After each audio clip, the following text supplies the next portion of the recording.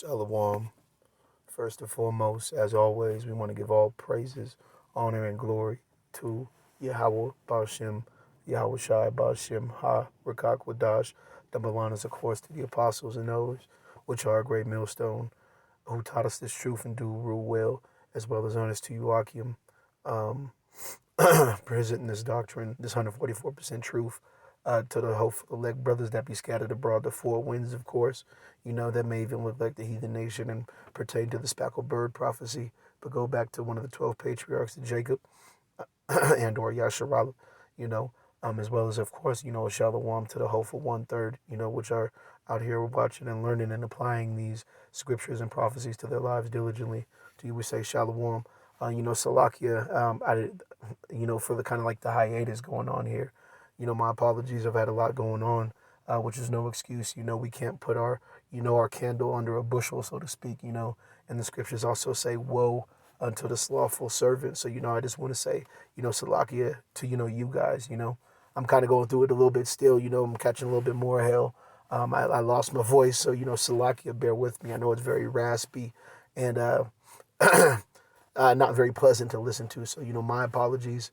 I'm drinking a lot of tea, guys, a lot of herbal teas and trying to get over it, before camp here. I actually sound a lot better, so Salakia, But this is an article from endtimeheadlines.org. And it says Pentagon officials, and, brother's been talking about this for the past few weeks, and we kind of been passing it around, certain, group chats and stuff like that, that the Pentagon is actually out here, claiming, a so-called UFO, if you will, mothership, in our solar system, if you will, could actually be extraterrestrial mothership. You see, so they're giving credit to, the fact that, before it was, Esau Edom was just total deny, but now that we're here in the end, and we know what the scriptures say. What the Most High would begin to visit the world in which He made. How does He do that? The Most High doesn't get off the throne. The All Powerful doesn't have to lift a finger. That's what He created. His Son. And the angels and His men, the servants, to do His bidding, and all creatures and all mankind for that matter, even the heathen, man. If the Most High has, the heathen coming down on you at work or, in Esau's court system, that's the Heavenly Father doing so, to, further, your trial by fire, if you will, that furnace of affliction, man. But anyways, the reason I grabbed this, man, is because, we know what this is, man. This is baffling Esau, Edom, and these Edomites, they can't stop talking about it. And, these nations, these heathen nations, along with the Edomite, are spending, all this amount of money on, Esau here, the Space Force, and other countries on their, satellites and what have you, and yes, some of this, weapon systems will definitely be used in World War III, but principally the nuke, but, some of this, these satellites, this is like, to monitor the Most High coming back, because we know that the Most High is going to put it in the spirit of Esau Edom and the heathen nation to stop their fighting, on the appearance of Yahweh Shai, and fight against the Lord, man. No, out of desperation and fear, not knowing what is beholden to them, So I just wanted to grab Zechariah real quick, bear with me, guys. This is Zechariah 5:1. Then I turned and lifted up mine eyes and looked and beheld a flying roll, and the scriptures have many different, interpretations for when, they saw the chariots, in modern terms, the prophets of the Bible didn't know to call it a UFO so that you would know, exactly, these things were, were hidden so that only really those that were meant to have this understanding would have this understanding, man. So that flying roll, that's, a chariot. That's the best descriptive word, the brother had for it. And he said unto me, what seest thou? And I answered, I see a flying roll. The length thereof is 20 cubits, and the breadth thereof is 10 cubits. And the cubits go back to the unit of measure that we had back in the ancient world, to build and what have you, and measure things. And that's what it appeared to him in the sky as, about this big a fucking flying roll. He doesn't know what else to call it. And the angel is quizzing him, to see what where his spirit's at, so to speak, and to see if he understands what the Lord is trying to show him principally. Then he said unto me, this is the curse that goeth forth over the face of the whole earth. For every one that stealeth shall be cut off as on the side according to it, and every one that sweareth shall be cut off as on the side according to it.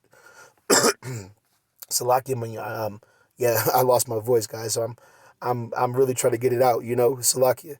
And why is that? Because, yes, the chariots are coming to deliver the elect and the 1/3, of course, to deliver and keep that promise, that the Most High made with the children of Israel, but it's also coming to judge this earth, man. Because as the scriptures say, brothers bring it out all the time, the sins of this place, man, have reached into the heavens, man, and look what happened when the Tower of Babel was built. Now you have all these nations on the earth trying to put satellites in the atmosphere, because don't think it's fucking past the firmament, and they can't go past that. But these satellites floating around the atmosphere and shit, man, their sins have literally reached the heavens, man. And the Most High is going to judge this place as well, man. And the harshest judgment will fall upon, Babylon the Great here, as it did, in the ancient world, I will bring forth, saith the Lord of hosts, and it shall enter in the house of the thief, and unto the house of him that sweareth falsely by my name, and it shall remain in the midst of the house, and shall consume it with timber thereof and the stones thereof. Yes, we say there's nothing to fear, because we know what the chariots are. However, the scriptures also do say, roughly paraphrasing, I don't want to butcher it too bad, but roughly paraphrasing, woe to them, roughly paraphrasing, that desireth the day of the Lord, for what manner of it shall befall you, roughly paraphrasing. So, just because you long for the day of the Lord doesn't mean that, you have salvation, in the bag, so to speak. You know what I mean? Especially, these heathen nation and these evangelicals preaching, the so-called rapture. To what end? Salakia, roughly paraphrasing. To what end is it for you? You see what I'm saying? Because yes, there is salvation, but there's also destruction, man. And we must understand that. So yeah, these heathen and these Edomites, they have a natural feeling because, yes, those things, those chariots in the sky will be destroying, a lot of the people here, man. This is Revelation 12:12, and we'll cut it. Therefore rejoice, ye heavens, and ye that dwell in them. Woe to the inhabitants of the earth and of the sea, for the devil is come down unto you, having great wrath, because he knoweth that he have but a short time. And this is a sign to, the men of the Lord, but this is also a sign to the elite of the wicked, man. These sightings and, all these prophecies coming to pass, they know that they have but little time to, implement their so-called New World Order, man. So we have to remain, in the spirit, Psalms 51, man, take not thy spirit away from me, O Lord, cast me not away, because we're coming into those perilous times where the devil is going to be as a roaming lion, seeking whom he may devour, man. Because, these prophecies are coming to pass, like the apostle, said, man, the hopeful year of all prophecies coming to pass, so we need to, keep our head on a swivel and stay spiritual, man. Because, to what end is it for us, man? Are those chariots that, the governments are admitting that they see in the solar system, are they for our salvation, or are they for our destruction, man? So we got to remain diligent in this thing, so, the water for bearing with me, giving my voice, Salaki on that.